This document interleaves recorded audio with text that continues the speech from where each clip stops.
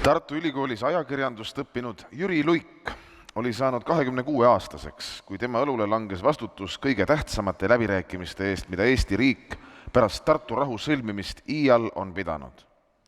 Detsembris 1992 võttis ta riigisekretär Uno Veeringult üle Venemaaga peetavate läbirääkimiste delegatsiooni juhi koha.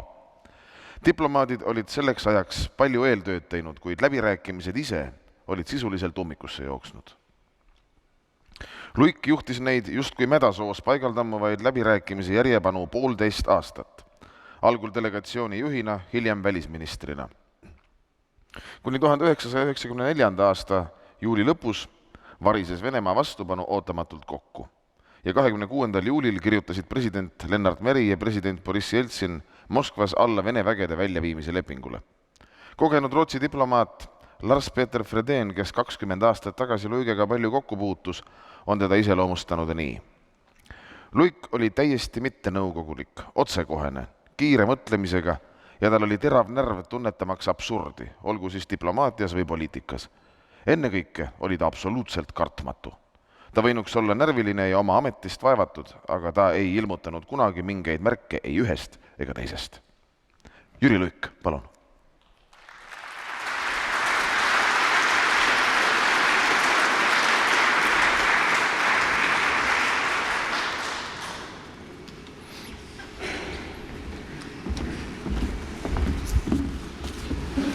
Head sõbrad, kallis Mart, austatud härra president, ma pean ütlema, et ma kuulan siin oma kolleege tohutu üllatusega. Ma mäletan, et kui me istusime valitsuse laua taga, siis mina arvasin, et mina ei tea midagi.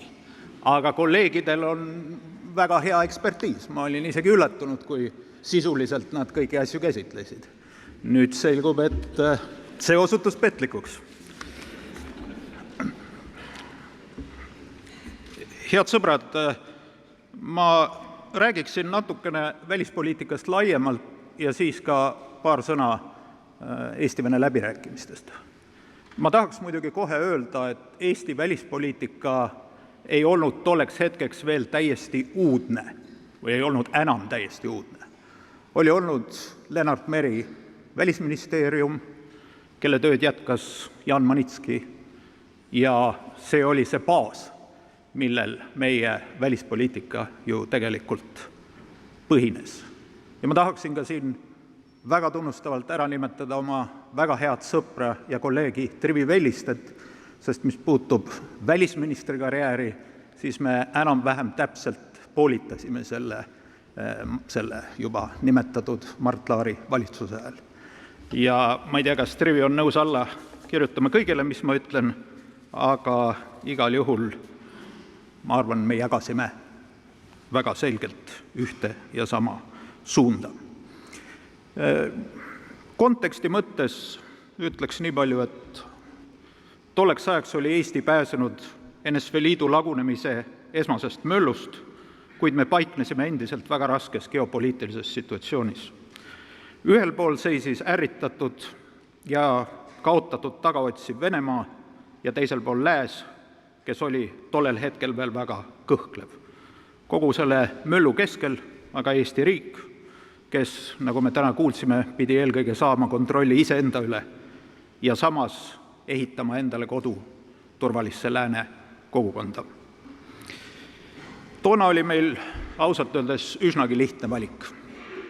Kas me tuleme hoolimata oma õiguslikust positsioonist sellest keerisest välja endise Nõukogude Liiduvabariigina, ehk siis Ukrainana või Gruusiana või Moldovana, või õnnestub meil siiski tulla sellest kriisist välja raskustes, kuid stabiilse ja oma teed otsiva Kesk- ja Ida-Euroopa maana, ideaalis isegi Põhja-Euroopa maana.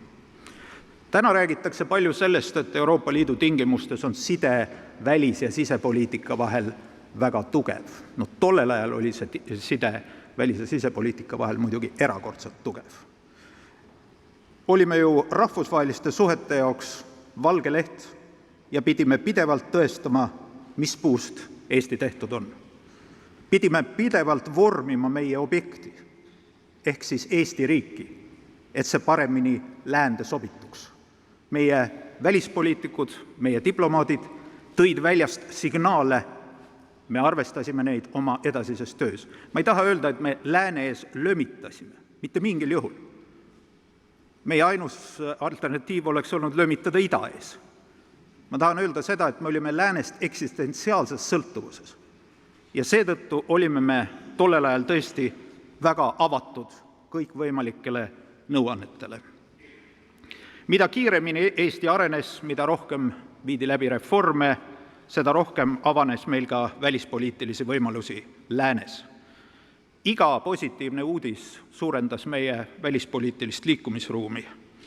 Me olime just jõudnud ajastusse, kus imago oli saamas riigi julgeoleku üheks kõige olulisemaks elemendiks. Olime just jõudmas CNN-i ajastusse. Meie suurim välispoliitiline trump oli aga muidugi õiguslik järjepidevus. Paradigma, mis sellisel unikaalsel kujul kehtis ainult 50 aastat okupeeritud ja annekteeritud Balti riikide kohta. Saage must õigesti aru, õigusliku järjepidevuse kontseptsioon, õiguslik järjepidevus kui pretsedent, see kõik on olemas, aga Balti riikide puhul me olime niivõrd unikaalses seisus, et väga palju sellest, mida õiguslik järjepidevus tegelikkuses tähendab, oli meie enda poolt sõnastatud.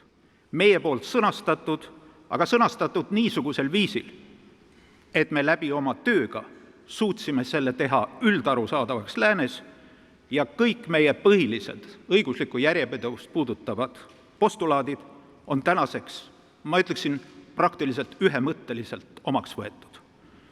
Õiguslik järjepidevus oli meie suur trump, selle väljaarendamine selgeks ja kõikidele arusaadavaks paradigmaks oli minu arust Eesti välispoliitika üks väga oluline saavutus.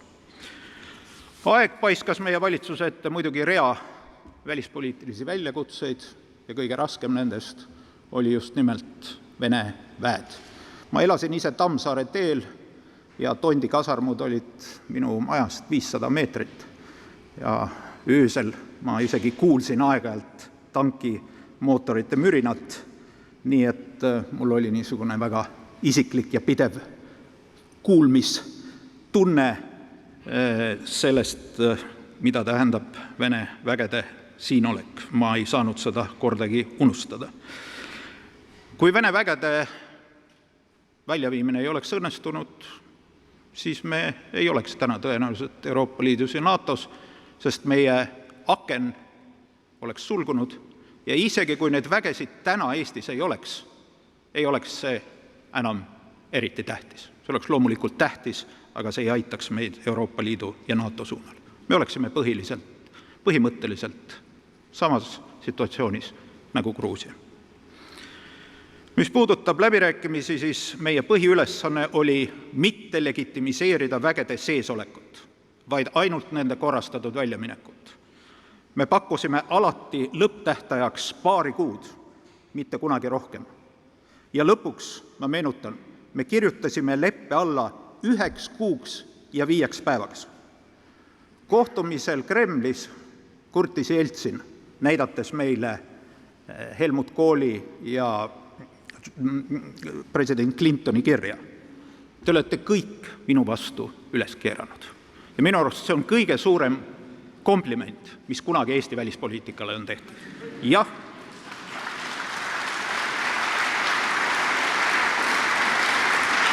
Jah, seda me tegime. Me olime kõik tema vastu üles keeranud.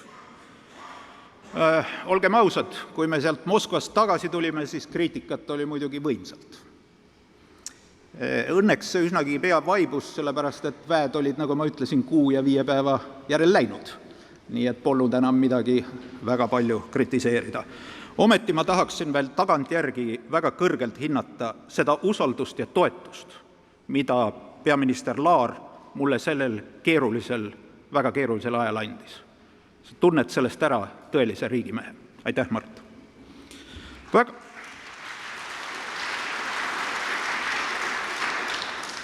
Väga suur osa meie Vene poliitikast tehti muidugi läänes ja väga kiiresti ilmusid välja entusiastid nii idast kui läänest, kes tundsid vajadust Venemaale tema kaotuse valu kuidagi kompenseerida. Usun, et paljud mäletavad veel mõjukat Karaganovi lähivälismaa doktriini või katseid seadustada kolmandate riikide sekkumist niinimetatud OSCE Third Party Peacekeeping all. Karaganovi doktriin ei saanud legitiimseks doktriiniks. OSCE Third Party Peacekeepingu kontseptsioon kukutati Eesti poolt OSCE tippkohtumisel läbi. Siin saalis on diplomaadid, kes sellega tegelesid. Ma pean seda väga oluliseks Eesti välispoliitika võiduks. Loomulikult oli meie läänesuunaline poliitika tegijatele kaugelt meeldivam ja hingelähedasem kui idapoliitika, aga sealgi ei oodatud meid kaugeltki avasüli. Tegutsesime põhimõtteliselt kahel rindel. Esiteks, ja mõnevõrra abstraktsemalt, oli meie ülesanne garanteerida, et need lääne klubid, nagu Euroopa Liit ja NATO, ei oleks suletud.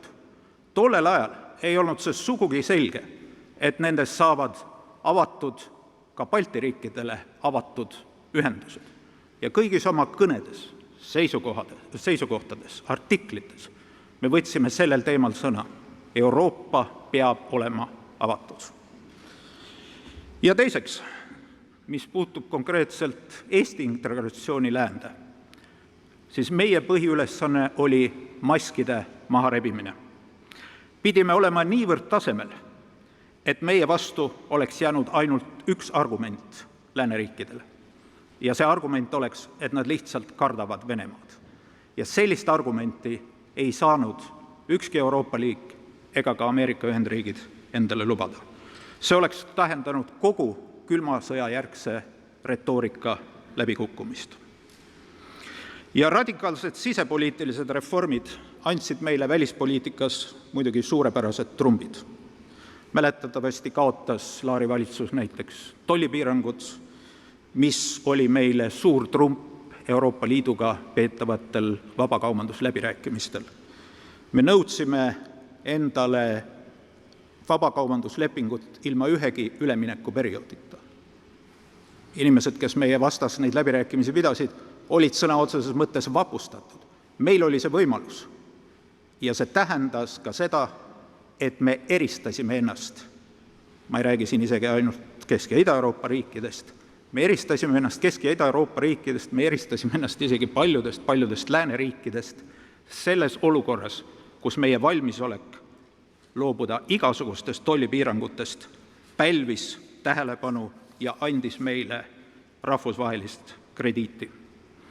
Kõige keerulisem mööda nööri kõndimine toimus muidugi kodakondsuspoliitikas ja sellest oli siin täna juba ka juttu. Meil oli kaks niisugust tõesti tõsist võitlust. Üks oli kodakondsuspoliitika sõnastamine, ehk siis kes on kodanikud, see poliitika jõudis meieni läbi Eesti Kodanike Komitee juba varem ja selle poliitika lipuga me suutsime ühineda Euroopa Nõukoguga. Euroopa Nõukogu, mis 1993. aastal, hoolimata toonase välisministri Andrei Kozarevi kirjast, kus ta palus meid mitte mingil juhul sinna vastu võtta. Viimasel päeval, enne hääletust, see muidugi garanteeris, et meid sinna vastu ka võeti. See oli pitser. See demonstreeris, et me oleme saanud puhtad paberid Euroopast, et meie kodakondsuspoliitika on igati Euroopa normide vääriline. Ja teiseks, välismaalaste seadus, sellest oli siin juba juttu, aga ma tahaksin öelda ühte. Tollel ajal välja töötatud rahvusvaheline kaitsekilp või rahvusvaheline kodu meie kodakondsuspoliitikale on see, mis on meid hoidnud ja kaitsnud ja töötab tänaseni. Meie kodakondsuspoliitika on rahvusvaheliselt vettpidav poliitika ja seda ma pean Laari valitsuse üheks suureks tööks. Kokkuvõtlikult, meie välispoliitika suured trumbid olid meie suutlikkus luua uut paradigmat, positsioneerida Eesti Kesk- ja Ida-Euroopa, aga paljudes küsimustes isegi Põhjamaade hulka. Meie trump oli võimalus ja oskus kasutada kõiki mitte tavapäraseid kanaleid. Meie välispoliitikaga tegelevate inimeste rühm oli läänelik ja suutis suuremate jõupingutusteta luua endale läänes isiklike sõprade ringi. Meie sõbrad, kes olid oma maal, tihti väga kõrgetes ametites, olid valmis oma riigi huvisid, võimaluse korral muidugi, tõlgendama meile kasulikul moel. Väga suurt rolli mängisid meie poliitikas Põhjamaad, kus meil olid laiaulatuslikud toetajate võrgustikud. Meie suhted rahvusvahelise meediaga olid väga head, meil oli palju mõttekaaslasi New York Timesis, Economistis, Frankfurter Allgemeines ja mujal. Ka need sidemed toimivad tänaseni. Meie parteid kuulusid rahvusvahelistesse parteiliitudesse, väga palju kasutasime ka seda kanalit. Ja mis väga oluline, me ei olnud staatuse tundlikud. Ükski lääneriigi võimuasutuse abi ja nõunik polnud liiga madal, et ministrit mitte temaga rääkima saata. Kallid sõbrad, sellega ma selle välispoliitika ülevaate lõpetan ja lõpetuseks tahaksin kasutada veel kord juhust ja tänada oma sõpra Mart Laari, parimat ülemust, kes mul kunagi olnud on. Aitäh!